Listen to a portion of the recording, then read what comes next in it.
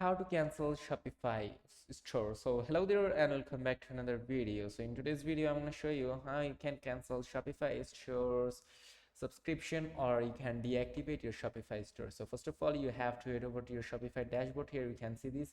You have to go to your Shopify admin dashboard, and here at the bottom left corner you can see this settings option.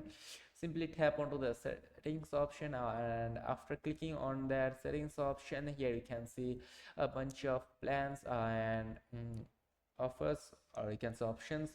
Here you can see the same options, plan options. You just have to tap onto the plan options, and from there you can check out these plans options from here. As you can see it, uh, if you want, you can change the plan to another one if you wish to, but also you can tap onto the cancel option. If you really want to cancel your Shopify store, just tap onto cancel option, and then after tapping onto cancel option, you just have to confirm the cancellation, and that's it. So if this video is helpful, do not forget to like and subscribe to the channel. Till then, take care, goodbye, see you on another video.